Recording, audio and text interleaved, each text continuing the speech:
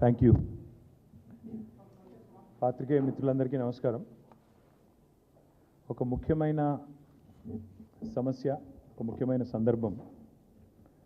గౌరవనీయులు మా పార్టీ అధ్యక్షులు పెద్దలు తెలంగాణ తొలి ముఖ్యమంత్రి కేసీఆర్ గారు గత 9.5 సంవత్సరాలుగా, అదేవిధంగా ఉద్యమ కాలంలో 14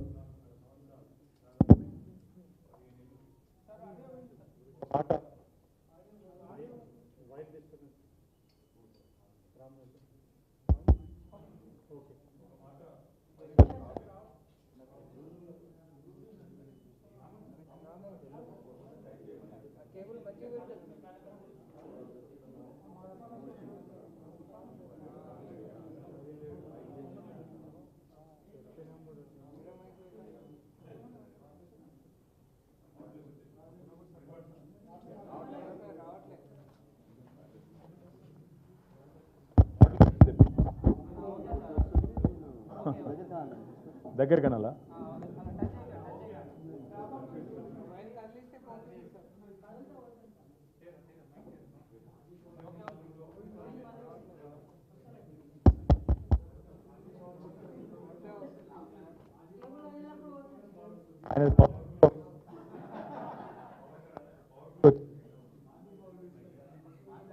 కదా నల్లగొండ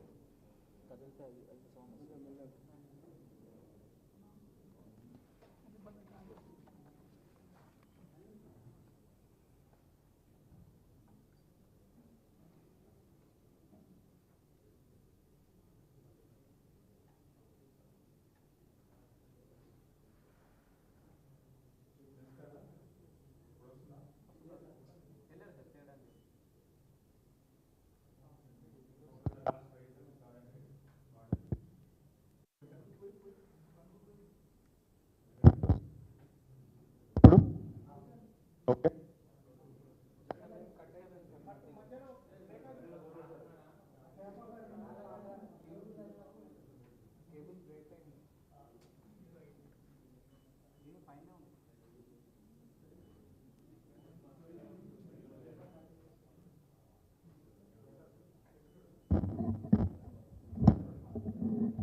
ఇప్పుడు వస్తున్నట్టు, ఇప్పుడు వస్తుందా? రైట్. మా పార్టీ అధ్యక్షులు పెద్దలు గౌరవ తెలంగాణ తొలి ముఖ్యమంత్రి కేసీఆర్ గారు ఒక్కసారి కాదు, కనీసం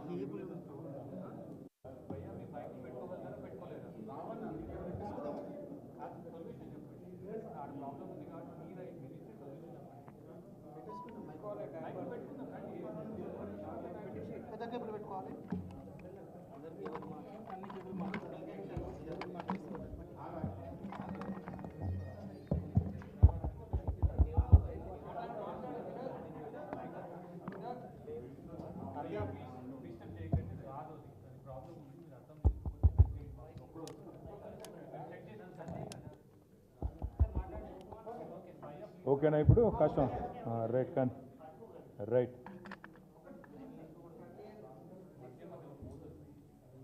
పెద్దలు మా పార్టీ అధ్యక్షులు తెలంగాణ తొలి ముఖ్యమంత్రి కేసీఆర్ గారు ఒకసారి కాదు కొన్ని వేల సార్లు చెప్పింటారు 24-25 ఏళ్లలో తెలంగాణ ప్రాంతానికి తర్వాత తదనంతరం తెలంగాణ రాష్ట్రం ఏర్పడిన తర్వాత తెలంగాణ రాష్ట్రానికి ఒక రక్షణ కవచం, ఒక శ్రీరామ రక్ష టీఆర్ఎస్ అనే పార్టీ, తర్వాత బీఆర్ఎస్ అనే పార్టీ అనే మాట కొన్ని వేల సార్లు చెప్పింటారు.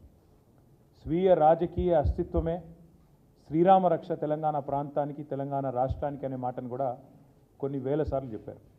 దానికి గొప్ప ఉదాహరణ ఈరోజు ప్రస్ఫుటంగా ప్రజలకు కనబడుతున్నది ఏంటిది, ప్రత్యక్షంగా మనందరి ముంగట ఆవిష్కృతమైనది ఏంటిది అంటే ఈరోజు దేశంలో జరుగుతున్న తాజా ఉదంతం, మన రాష్ట్రంలో రేపు జరగబోతున్న ఒక దృష్టాంతమే దానికి గొప్ప ఉదాహరణ.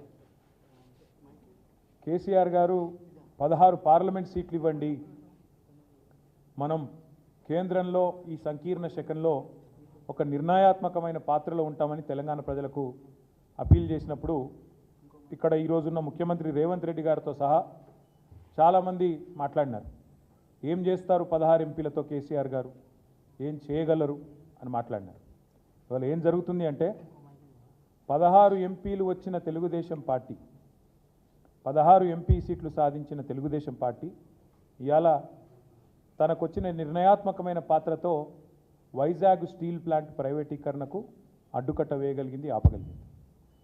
వైజాగ్ స్టీల్ ప్లాంట్ ప్రైవేటీకరణ ఈరోజు 16 ఎంపీలతోనే ఆగిపోయింది. కానీ అదే 16 ఎంపీలు ఇక్కడ చెరి 8 చొప్పున బీజేపీ కాంగ్రెస్కి ఇస్తే ఏం జరుగుతున్నదంటే రేపు స్వయంగా బొగ్గు గనుల శాఖ మంత్రి గారు హైదరాబాద్లోనే వేలం పెట్టి మన బొగ్గు గనులను ఇవాళ బహిరంగ మార్కెట్లో వేలం వేసే ఒక దుర్మార్గమైన ఒక కొత్త పద్ధతికి శ్రీకారం చుట్టబోతా ఉన్నారు. ఇది ఆనాడు ముఖ్యమంత్రిగా కేసీఆర్ గారు రాసిన లేఖ. 2021 డిసెంబర్ 8 కేసీఆర్ గారి లేఖ ఏమని, సింగరేణి అనేది ఒక ప్రభుత్వ రంగ సంస్థ. గతంలో బీహార్లో చెస్నా అనే ఒక ప్రాంతంలో మరి ఆనాడు ఒక ప్రమాదం బొగ్గుబాయిలో జరిగితే అక్కడ 100 మంది కార్మికులు చనిపోతే ఆనాటి అప్పటి ప్రభుత్వం, కేంద్ర ప్రభుత్వం ఒక నిర్ణయం తీసుకున్నది. ఏమని, మరి భవిష్యత్తులో బొగ్గు గనులన్నింటినీ కూడా పబ్లిక్ సెక్టార్ అండర్టేకింగ్స్కి అప్పచెప్పినట్టయితే రక్షణ చర్యలు కానీ ఇంకోటి కానీ తీసుకుంటారు జాగ్రత్త, కానీ ఒక విధానపరమైన నిర్ణయాన్ని ఆనాడు 1975-76 ప్రాంతంలో అప్పటి కేంద్ర ప్రభుత్వం తీసుకోవడం జరిగింది. దాన్ని ఉటంకిస్తూ కేసీఆర్ గారు ఉత్తరం రాసినారు.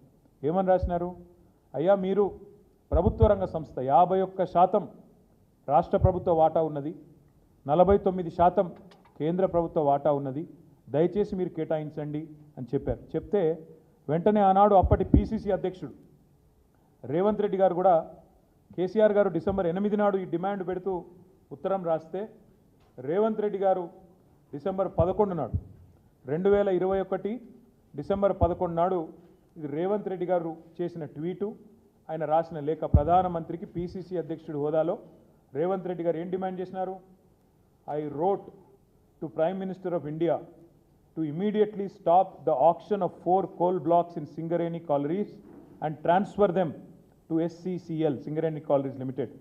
It is a matter of concern for thousands of skilled and unskilled workers. We Congress are with them in these tough times. ఇంకా లేఖ చాలా వివరంగా ఉన్నది. కోల్ బ్లాక్స్ని నేరుగా అలాట్ చేయాలి సింగరేణికి, ఆక్షన్ పెట్టవద్దు అని ఆనాడు పిసిసి అధ్యక్షుడి హోదాలో గౌరవ పార్లమెంట్ సభ్యుడిగా రేవంత్ రెడ్డి గారు ప్రధానమంత్రి గారికి రాసిన ఉత్తరం. కేసీఆర్ గారు రాయంగానే 3 రోజులకు రేవంత్ రెడ్డి గారు కూడా పేపర్లో ఆనాడు వచ్చిన కథనాలు, రేవంత్ రెడ్డి అర్జెస్ ప్రధానమంత్రి to stop the auction of coal blocks. ఆనాడు ప్రదేశ్ కాంగ్రెస్ కమిటీ అధ్యక్షుడిగా రేవంత్ రెడ్డి గారు. ఆ రోజు మేము ఊరికేనే అడగలేదు. ఆ రోజు మేము చెప్పిన దానికి కూడా లాజిక్ ఏంది అంటే, అయ్యా మీరు ఇది కొత్తది కాదు, మేము అడిగేదేం కొత్తది కాదు, ఇదేం కొత్త విధానం కూడా మేము తెరదీయడం లేదు. మీరు మీ ప్రభుత్వం వచ్చిన తర్వాతనే, మోడీ ప్రభుత్వం వచ్చిన తర్వాతనే ఒడిస్సా రాష్ట్రంలో కోల్ మినిస్ట్రీ ద్వారా నేరుగా 2 మైన్లను నైవేలి లిగ్నైట్ కార్పొరేషన్కు మీరే అలాట్ చేశారు. ఏ ఆక్షన్ లేదు, ఏ టెండర్ లేదు, డైరెక్ట్గా పబ్లిక్ సెక్టర్ అండర్టేకింగ్ కాబట్టి మీరే ఒరిస్సాలో 2 గనులను నైవేలి లిగ్నైట్కి అప్పచెప్పినారు. ఇది 2016 సంవత్సరం. ఇది 2016 ఫిబ్రవరి 23 క్లియర్గా రాసింది చూడండి. Coal ministry allots 2 mines to Neyveli lignite corporation. ఇవన్నీ కూడా మీకు నేను ఇస్తాను. తర్వాత దాంతోపాటు మోడీ గారి సొంత రాష్ట్రం గుజరాత్లో ఒక పబ్లిక్ సెక్టర్ అండర్టేకింగ్ కాదండి, అక్కడ 2 పబ్లిక్ సెక్టర్ అండర్టేకింగ్లు ఉన్నాయి. ఒకటి గుజరాత్ మినరల్ డెవలప్మెంట్ కార్పొరేషన్, అదేవిధంగా మరొకటి Gujarat industries power company limited.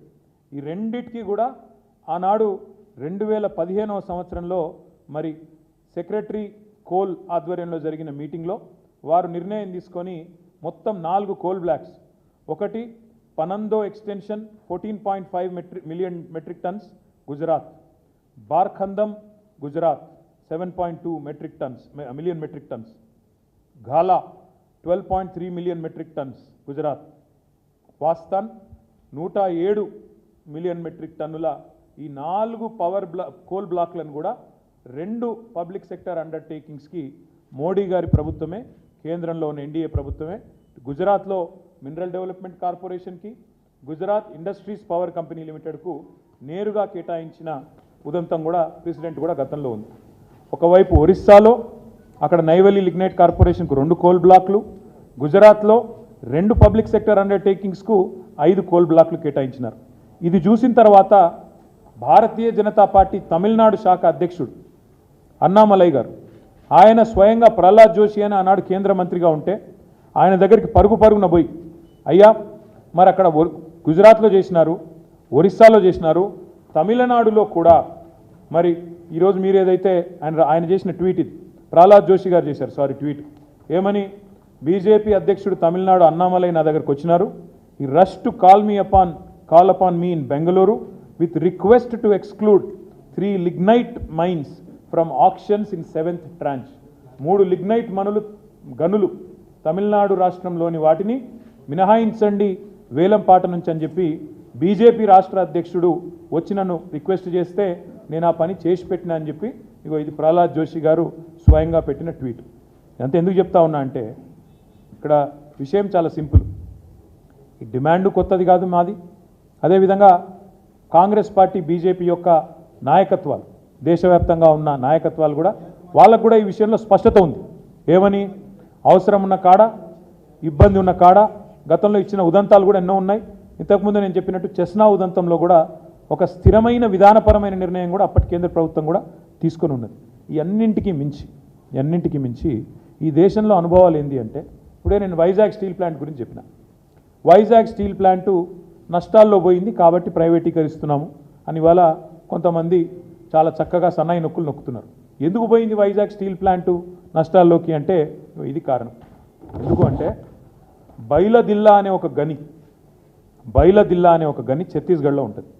దాన్ని మాకు క్యాప్టివ్ ప్లాంట్ కింద కేటాయించండి అని వైజాగ్ స్టీల్ ప్లాంట్ అడిగితే దాన్ని కేటాయించకుండా దాన్ని అదానీ గారికి ఆక్షన్లో అప్పచెప్పింది కేంద్ర ప్రభుత్వం. ఏమైంది దానివల్ల? వైజాగ్ స్టీల్ ప్లాంటు ఒక గని లేకపోవడం వల్ల, క్యాప్టివ్ గని లేకపోవడం వల్ల, ఎందుకంటే వైజాగ్ దగ్గర ఎక్కడా కూడా దగ్గరలో 100 కిలోమీటర్ల దూరంలో కూడా ఎక్కడా కూడా నిజానికి గనులు లేవు, ఐరన్ ఓర్ మైన్స్ లేవు. Nearest is Bailadila. ఇది మాకు కేటాయించండి, మేము బతుకుతాము, మేము పబ్లిక్ సెక్టర్ అండర్టేకింగు, మా దాంట్లో రిజర్వేషన్లు ఉంటాయి, ఎస్సీ ఎస్టీ పిల్లలకు ఉద్యోగాలు వస్తాయి, పబ్లిక్ సెక్టర్ బలపడితే ప్రభుత్వం బలపడ్డట్టు, దేశం బలపడ్డట్టు, జాతి సంపద పెరిగినట్టు మాకు అలాట్ చేయండి అని నోరు నెత్తి బాదుకున్నా వాళ్ళకు అలాట్ చేయలే. ఆక్షన్లో పాల్గొనండి, తెచ్చుకోండి అని చెప్పిండ్రు. అల్టిమేట్గా ఏమైంది? దాంతో బైలదిల్లా పోయింది, ప్రైవేట్ రంగంలో ఉండే అదానికో పోయింది. పోయినాక ఏమైంది? ఇవాళ వైజాగ్ స్టీల్ ప్లాంటు నష్టాల్లో పడ్డది. నష్టాల్లో పడ్డాక ఇవాళ ఏమంటున్నారు? నష్టాల్లో పడ్డది కాబట్టి ఇప్పుడు అమ్ముతున్నాం అంటున్నారు. అంటే ఇదంతా ఎందుకు చెప్తున్నా మీకంటే, రేపు సింగరేణి విషయంలో కూడా ఇదే రకమైన వ్యూహం అవలంబించడానికే ఉద్దేశపూర్వకంగా జరుగుతున్న కుట్ర ఇది. ఉద్దేశపూర్వకంగా సింగరేణికి కోల్ బ్లాక్స్ కేటాయించకుండా సింగరేణి కూడా వేలంలో పాల్గొనండి అని సన్నాయి నొక్కులు నొక్కే కిషన్ రెడ్డి కానీ, అదేవిధంగా ఇవాళ ఆయనకు వంతపాడుతున్న బీజేపీ కానీ ఒక మాట చెప్పాలి. ఏమైంది మరి రేవంత్ రెడ్డి గారి లేక? రేవంత్ రెడ్డి గారి వ్యతిరేకత ఎందుకు మాయమైంది? 2021 డిసెంబర్ 11 నాడు కోల్ బ్లాక్స్ కేటాయించండి సింగరేణికని డిమాండ్ చేసిన రేవంత్ రెడ్డి గారు పీసీసీ ప్రెసిడెంట్గా ఇలా ఏం మారింది? ఎందుకు ముఖ్యమంత్రిగా మీరు ఆ వేలం పాటలో మేము పాల్గొంటాము అనే మాట చెప్తా ఉన్నారు? బీఆర్ఎస్ రక్షణ కవచం అని నేను ఊరికే అనడం లేదు. 9.5 ఏళ్ళు కేంద్ర ప్రభుత్వం మా మెడ మీద కత్తి పెట్టినా మేము ఈ బొగ్గు గనులు ఆక్షన్ కాకుండా చూసినాం, ఎవరు వేయకుండా చూసినాం. ఎందుకంటే ఇది జాతి సంపద. సింగరేణి బలపడితే సింగరేణి కార్మికులు లాభపడతారు, సింగరేణి బలపడితే మన రాష్ట్రానికి లాభం జరుగుతుంది. సింగరేణి పవర్ మనం మర్చిపోకూడదు.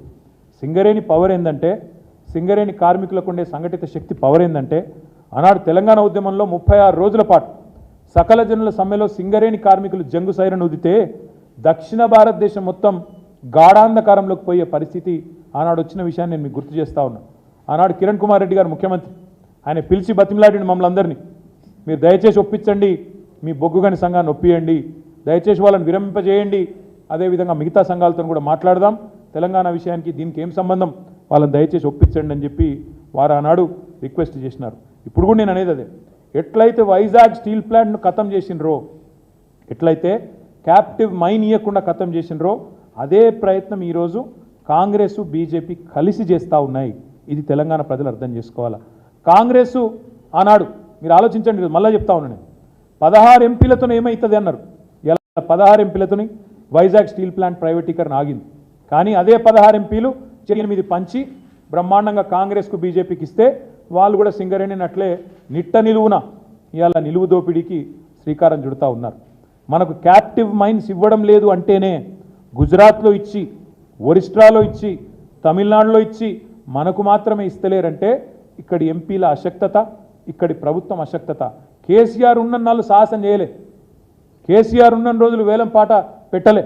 ఇలా వాళ్ళే చెప్తున్నారు కదా, కేసీఆర్ 9.5 ఏళ్ళు అడ్డుకున్నాడు, వాళ్ళే చెప్తున్నారు. ఎందుకు అడ్డుకున్నాడు కేసీఆర్? సింగరేణిని కాపాడాలని అడ్డుకున్నాడు.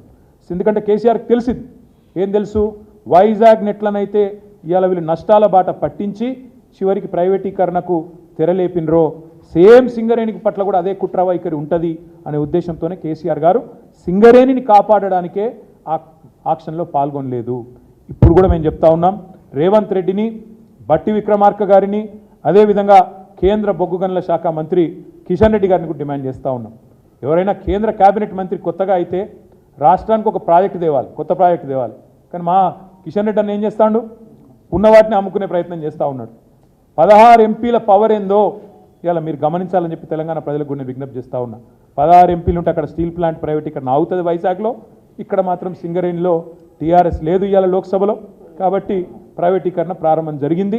ఇవాళ నిరాటంకంగా ఇద్దరు కలిసి బ్రహ్మాండంగా ఇవాళ ఆయన గారేమో అమ్మమంటే ఈయన గారేమో వంతపాడుతూ నేను వేలంపాటలో పాల్గొంటా అని చెప్తా ఉన్నాడు.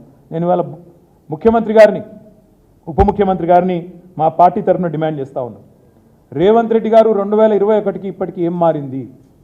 మీరే కదా ఉత్తరం రాసింది ప్రధానమంత్రికి, 4 బొగ్గు గనుల ఆక్షన్ ఆపండి, వెంటనే అవి కేటాయించండి సింగరేణికి అని మీరే కదా రాసింది. ఇలా ఎందుకు రాజీ పడుతున్నారు? దీని వెనకాల ఉన్న మతలబ్ ఏంది? కేసుల భయమా, లేక ఇంకేమైనా భయం ఉందా? రేవంత్ రెడ్డి గారు చెప్పాలని చెప్పి సింగరేణి కార్మికుల పక్షాన, తెలంగాణ ప్రజల పక్షాన ప్రధాన ప్రతిపక్ష పార్టీగా మేము డిమాండ్ చేస్తూ ఉన్నాం. 100 ఏళ్ల పైగా చరిత్ర ఉన్న సింగరేణిని ఇలా బొందబెట్టే ప్రయత్నం ఏదైతే చేస్తూ ఉన్నారో తప్పకుండా బీఆర్ఎస్ పార్టీ దీన్ని అన్ని రూపాల్లో కూడా ప్రతిఘటిస్తామనే మాట కూడా నేను మీకు విజ్ఞప్తి చేస్తూ ఉన్నా. ఇవాళ 8 మంది ఎంపీలను ఇచ్చినారు తెలంగాణ ప్రజలు భారతీయ జనతా పార్టీ. మీరు ఇచ్చే రిటర్న్ గిఫ్ట్ ఇదా? మీరు ఇచ్చేది మా తెలంగాణ బొగ్గు గన్లను, 10 ఏళ్ల పాటు కేసీఆర్ కాపాడిన బొగ్గు గన్లను మీరు అమ్మడము, వేలంపాట్లో పెట్టడమే మీరు ఇచ్చే రిటర్న్ గిఫ్టా? దయచేసి ఆలోచించాలని చెప్పి కూడా నేను కోరుతా ఉన్నా. అభ్యంతరం పెట్టాల్సిన రాష్ట్ర ప్రభుత్వం, గతంలో అభ్యంతరం వ్యక్తం చేసిన పిసిసి అధ్యక్షుడు, ఇవాళ ముఖ్యమంత్రిగా ఉన్న వ్యక్తి ఎందుకు ఆహ్వానిస్తున్నాడు? కాంగ్రెస్ పార్టీ పెద్దలు కూడా ఈ విషయంలో చెప్పాలని చెప్పి కూడా నేను డిమాండ్ చేస్తూ ఉన్నా. ఆనాటికి ఈనాటికి ఏం మారింది? ఏ కారణం చేతి ఇవాళ కాంగ్రెస్ పార్టీ బీజేపీ నిర్ణయానికి వంతపాడుతున్నారు? ముఖ్యంగా స్వయంగా డిప్యూటీ సీఎం గారు ఎందుకు రేపు వేలంపాట్లో పాల్గొంటున్నారో కూడా చెప్పాలని చెప్పి కూడా మేము డిమాండ్ చేస్తూ ఉన్నాం. సింగరేణి కార్మికులకు కూడా నేను విజ్ఞప్తి చేస్తూ ఉన్నా. సింగరేణిని 2 జాతీయ పార్టీలు కూడా మేము ముందే చెప్పినాం, వీళ్ళిద్దరు కూడా కలిసి రేపటి రోజున సింగరేణిని అమ్ముతారు, ప్రైవేటీకరిస్తారని చెప్పినాం. ఇలా చాలా గొప్పగా చెప్తున్నారు. పొద్దున స్టేట్మెంట్ చూసిన కిషన్ రెడ్డి గారు, మేము ప్రైవేటీకరిస్తలేము, వేలం పాటలో పాల్గొనమంటున్నామని చెప్తున్నాడు. వేలం పాటలో పాల్గొనడం అంటేనే ఏంటిది? నెక్స్ట్ ఏం జరుగుతుంది తర్వాత? మీరు కోల్ బ్లాక్స్ ఇయ్యరు, వేలం పాటలో ప్రైవేటులతో, అదానీలతో, ఇంకోళ్ళతో పోటీ పడాలి. తర్వాత ఏం జరుగుతుంది? అయ్యో రాలేదు, ఒకటే వచ్చింది, 1.5 వచ్చింది అని చెప్పి సన్నాయి నొక్కులు. 4కి 4 ప్రభుత్వ రంగ సంస్థకు నేరుగా ఇచ్చే అవకాశం ఉండగా ఎందుకు ఇవ్వట్లేదు మీరు? 4 మీ కండిషన్ కూడా పెట్టొచ్చు. 4 బొగ్గు గనులు ఇస్తున్నాం, దానిలోకెళ్ళి ఒక్కొక్క బొగ్గు గని మీద ఇంకొక 10,000 మంది ఉద్యోగులను యాడ్ చేయండి, 10,000 మంది ఉద్యోగాలు కల్పించండి అని చెప్పి మీరు షరతు కూడా పెట్టొచ్చు కావాలంటే, నిజంగా ప్రేమ ఉంటే తెలంగాణ ప్రజల మీద. కానీ ఆ ప్రేమ లేదు. అందుకే మేము అనేది, సింగరేణి మెడ మీద ఈరోజు కేంద్ర ప్రభుత్వం కత్తి పెడితే ఆ కత్తికి స్థానపడుతున్నాడు రేవంత్ రెడ్డి, కాంగ్రెస్ ప్రభుత్వం. ఇది తెలంగాణ ప్రజలు అర్థం చేసుకోవాలి. ఇంకొక మాట కూడా మేము విజ్ఞప్తి చేస్తూ ఉన్నాం. మేము ఆనాడు ధర్నాలు చేసినాం, డిమాండ్ చేసినాం. కేవలం లెటర్లు రాయడంతో ఆగిపోలేదు. టీబీజీకేఎస్ కానీ మా పార్టీ కానీ రోడ్ల మీద కూడా వచ్చి ఆనాడు ఉద్యమాలు చేసినాం, పోరాడినాం. 9.5 ఏళ్ళు కాపాడుకున్నాం సింగరేణి. ఈరోజు కూడా మళ్ళీ చెప్తా ఉన్నాం, తిరిగి మళ్ళీ సింగరేణికి ప్రమాదం వస్తే కాపాడగలిగేది కేవలం ఒక కేసీఆర్ ఆధ్వర్యంలోని బీఆర్ఎస్ మాత్రమే. ఇది ప్రజలు గుర్తించాలని చెప్పి మేము కోరుతా ఉన్నాం. తెలంగాణకు రక్షణ కవచం, తెలంగాణ ప్రయోజనాలకు శ్రీరామ రక్ష ఎన్నటికైనా మరి బీఆర్ఎస్ పార్టీ మాత్రమే అనే మాట నేను విజ్ఞప్తి చేస్తూ, మరి చివరిగా నేను ఒకటే పాయింట్ చెప్తా ఉన్నా. ఇవాళ సొంత గనుల్లో, అంటే మన రాష్ట్రంలో ఉన్న బొగ్గు గనుల్లో బొగ్గు దవ్వుకునే హక్కును నిరాకరించడం అనేది దుర్మార్గమా కాదా ఒక్కసారి రాష్ట్ర ప్రజలు కూడా ఆలోచించాలా. ఈ 2 జాతీయ పార్టీల డొల్ల వైఖరిని కూడా అర్థం చేసుకోవాలని చెప్పి కూడా నేను కోరుతూ, మరి సింగరేణిని నిర్వీర్యం చేసి బొగ్గు గనులను కార్పొరేట్ గద్దలకు కట్టబెట్టే ఈ ప్రయత్నాలను మేము తీవ్రంగా నిరసిస్తూ 2 జాతీయ పార్టీల వైఖరిని కూడా తీవ్రంగా తప్పుపడుతూ ఈ నిర్ణయాన్ని ఉపసంహరించుకోవాలని చెప్తా ఉన్నాం. చివరిగా నేను ఒక మాట చెప్తా ఉన్నాను, తప్పకుండా 4.5 ఏళ్ల తర్వాత మళ్ళీ మా గవర్నమెంటే వస్తుంది. మరి ఈరోజు ఎవరైనా తొందరపడి ప్రైవేటు వాళ్ళు వచ్చి ఆ బొగ్గు గనుల వేలాల్లో పాల్గొంటే వాళ్ళకి నేను ఇప్పుడే చెప్తా ఉన్నా, మమ్మల్ని తర్వాత తప్పు పట్టకండి. మళ్ళా మా ప్రభుత్వం 2028లో వస్తుంది. వచ్చిన తర్వాత తప్పకుండా ఈ నిర్ణయాన్ని 100% అడ్డుకట్ట వేస్తాము. ఇప్పుడు ఎవరైతే రేపటి రోజున వేలంపాటలో పాల్గొనబోతా ఉన్నారో వాళ్ళు ఇది గమనించుకోవాలని చెప్పి కూడా నేను విజ్ఞప్తి చేస్తా ఉన్నాను. ఎందుకంటే మమ్మల్ని తర్వాత నిందించకండి, అయ్యో మాకు తెలియదు, అది 30 ఏళ్ళు మేము తవ్వుకునే గని, మీరు వచ్చి ఇట్లా చేస్తే ఎట్లా, అట్లా చేస్తే ఎట్లా అని ఎవరన్నా అంటే తప్పు మాది కాదు. మేము ప్రధాన ప్రతిపక్షంగా తెలంగాణ ప్రజల పక్షాన, సింగరేణి కార్మికుల పక్షాన, సింగరేణి ప్రయోజనాల దృష్ట్యా మేము ఈ నిర్ణయాన్ని వ్యతిరేకిస్తున్నాం. వేలంపాటను ఉపసంహరించుకోవాలని కేంద్ర ప్రభుత్వాన్ని కోరుతున్నాం. దానికి వంతపాడడం ఆపాలని చెప్పి రాష్ట్ర ప్రభుత్వాన్ని కోరుతా ఉన్నాం. ఈ వేలంపాటలో పాల్గొనే ప్రతి ఒక్కరిని కూడా మళ్ళీ చెప్తున్నా, 4.5 ఏళ్ల తర్వాత మళ్ళీ మేము వస్తాం. వచ్చిన తర్వాత ఈ నిర్ణయాన్ని తప్పకుండా 100% అడ్డుకట్ట వేస్తాం. అందులో ఎవరికి అనుమానం కూడా అవసరం లేదు. ఎందుకంటే మాకు రాష్ట్ర ప్రయోజనాలు ముఖ్యం, జాతి ప్రయోజనాలు ముఖ్యం. 100% అడ్డుకట్ట వేస్తామనే మాట కూడా చెబుతూ, ఈ వేలంపాట నుంచి, ఈ నిర్ణయం నుంచి కేంద్ర రాష్ట్ర ప్రభుత్వాలు ఉపసంహరించుకొని తప్పకుండా సింగరేణికి న్యాయం చేయాలని చెప్పి కూడా, అలాట్ డైరెక్ట్గా చేయాలని చెప్పి కూడా కోరుతూ మీ అందరికీ కూడా ధన్యవాదాలు.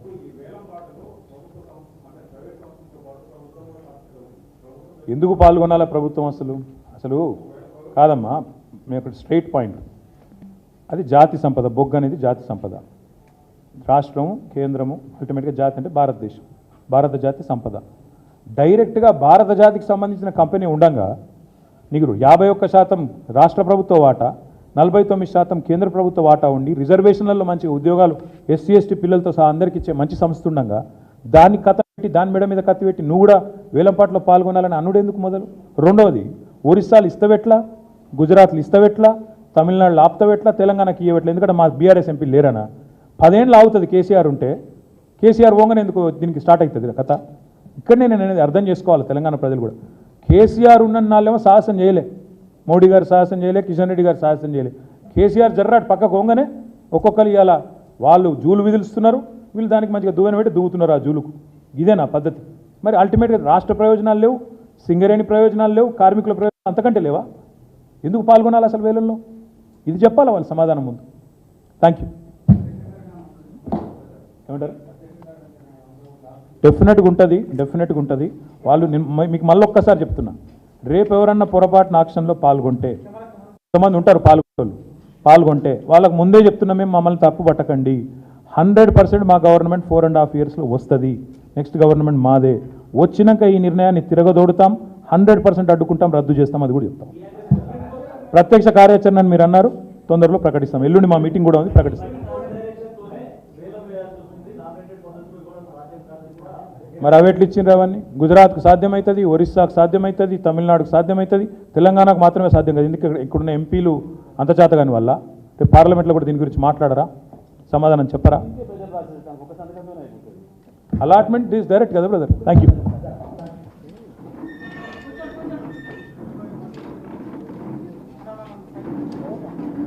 ప్రధానమంత్రికి పిసిసి అధ్యక్షుడి హోదాలో రేవంత్ రెడ్డి గారు ఏం డిమాండ్ చేసినారు?